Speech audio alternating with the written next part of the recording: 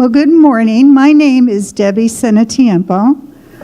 That means supper time in Italian for any of you who might know a little Italian. I am a retired chaplain from Kansas. I worked at a level 1 trauma hospital. I had the privilege of starting the pastoral care program at a hospice and was chaplain at the Kansas Masonic Home for the last 9 years of our time in Kansas. You probably have noticed I am not Pastor Chuck, and I will not attempt to fill his shoes. We are blessed with a wonderful shepherd and teacher. We truly need to give thanks for the many gifted people that are a part of Sylvan Abbey. My message today is titled, Broken and Spilled Out.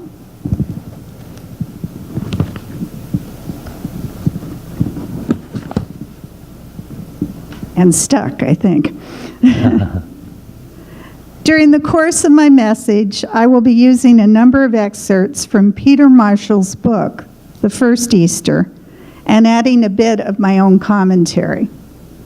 Peter Marshall was a pastor, author, and chaplain in the U.S. Senate in the 1950s. He had the ability to make the Bible come to life, using words much like an artist would use colors, with a brush.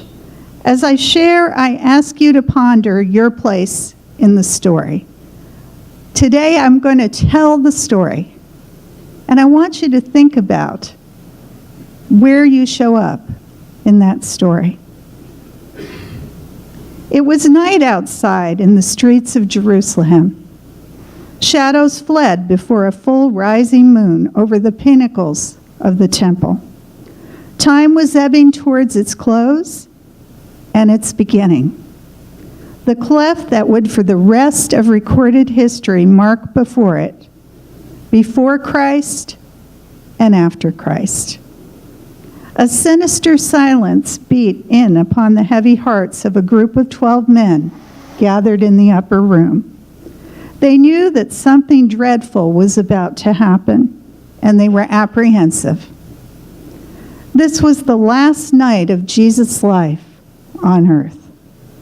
He had looked forward to this occasion, having his own apostles, his chosen friends, his intimate companions for 3 years, grouped around him in a fellowship supper.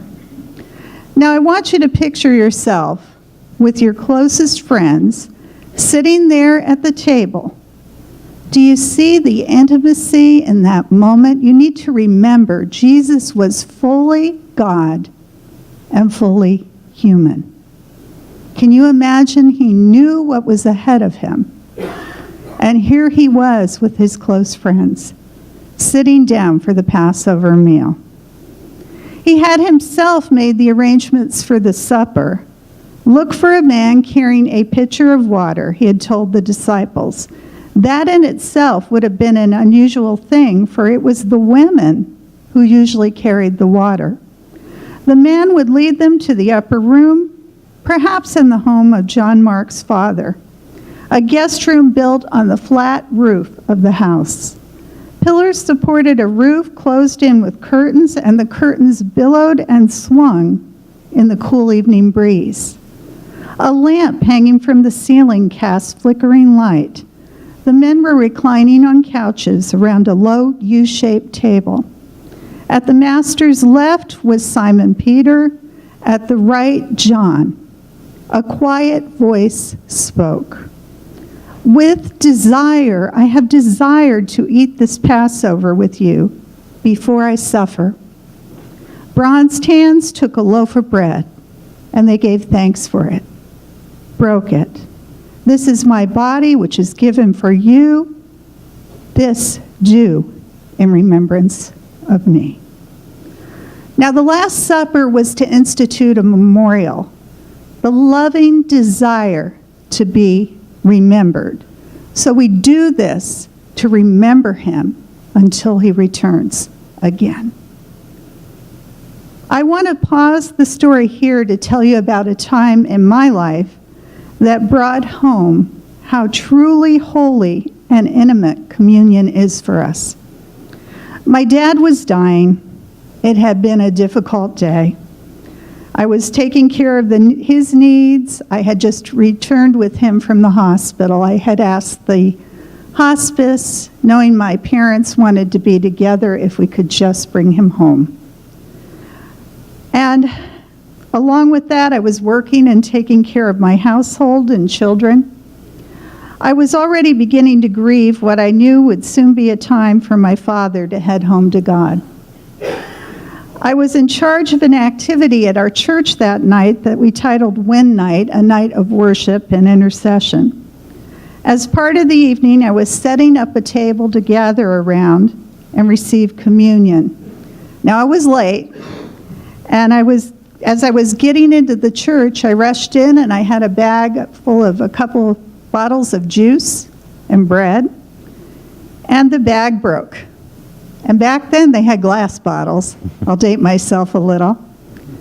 And the bottle fell through the plastic bag and broke and spilled out on the floor. Not long after that, a dear friend of mine walked in and found me on my knees trying to hurriedly pick up pieces of broken glass and clean up a sticky mess. She looked at me and she said the words, "Debbie, broken and spilled out." I began to weep and realized for the first time I began to grasp in some small measure what Jesus had really done for us. I was empty of myself in that moment. As I continue our story, I pray that you would see communion as we receive it, and we will be shortly, in a new way and in a very personal manner. Now, Christ relied upon homely symbols, a piece of bread, a cup of juice, of the lowly grape. He did this to recall him to future generations.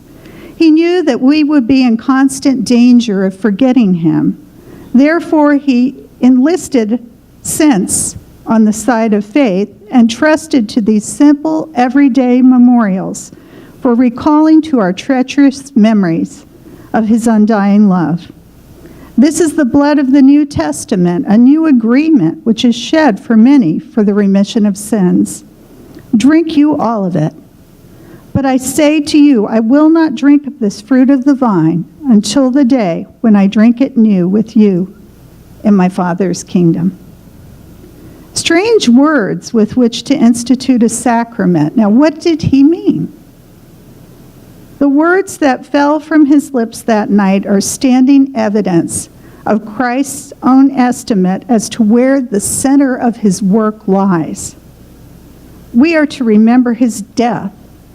Never did he ask that we should commemorate his birth. Not once did he request that any of the wonderful deeds he performed should be immortalized. Only this, his latest and greatest work of redemption. This was to be his memorial, a cross to remind us that God's love for us is a love that hate cannot nullify and death cannot kill. Already, days before, he had told his apostles, "Behold, we go up to Jerusalem. The Son of Man shall be mocked and spitefully entreated, and they shall scourge him and put him to death. And the third day he shall rise again." Their argument had started earlier in the day as they walked to supper.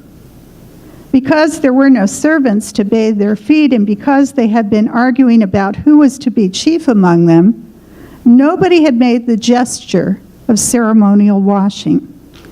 They had walked by the earthenware pitcher at the door, argumentative, sulking, cross, tired. They looked like sulky schoolboys.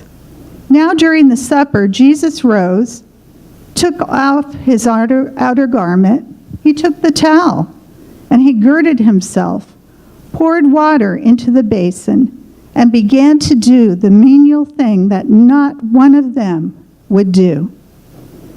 He began to wash his disciples' feet. He did it because he was the Son of God, The lowly loving deed expressed in all its loneliness the glory of humility of his own heart.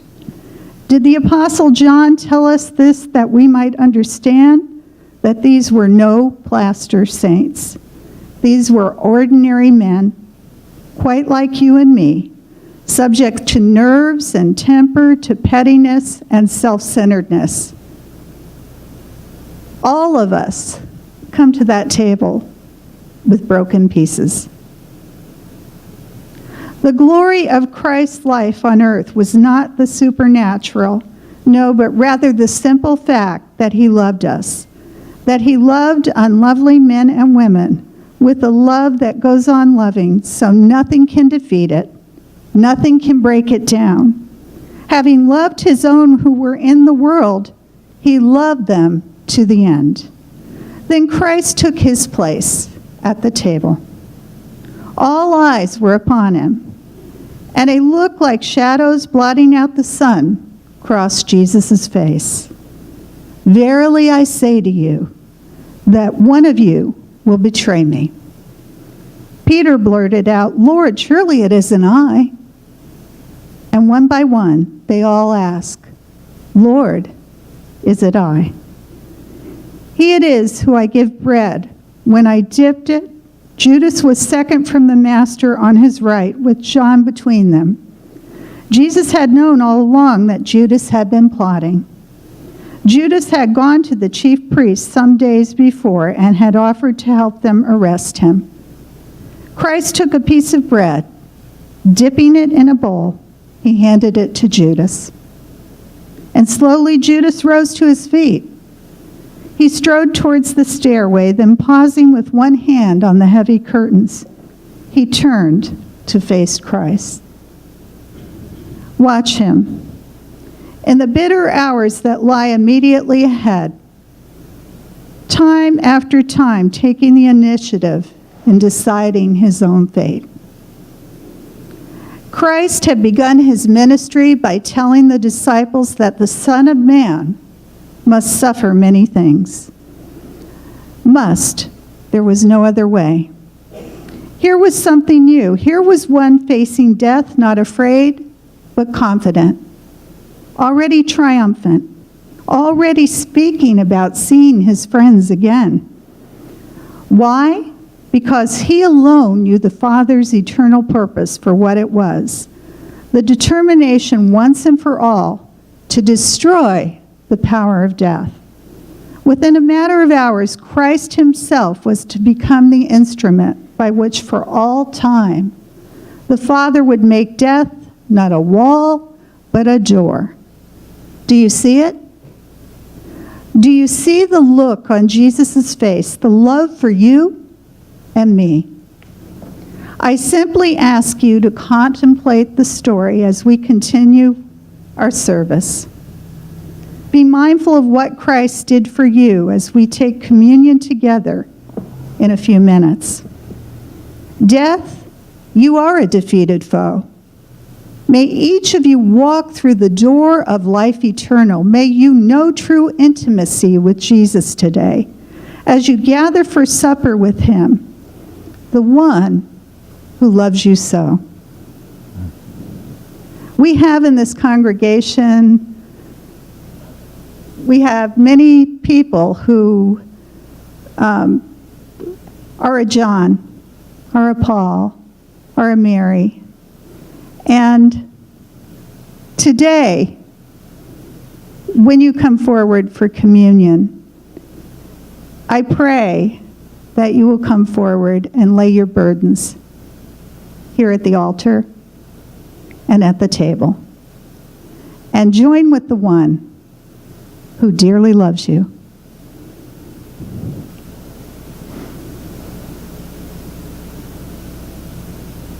Our closing hymn will be Let Us Break Bread Together, and that's number 618. Let us break bread together, if you would stand. And after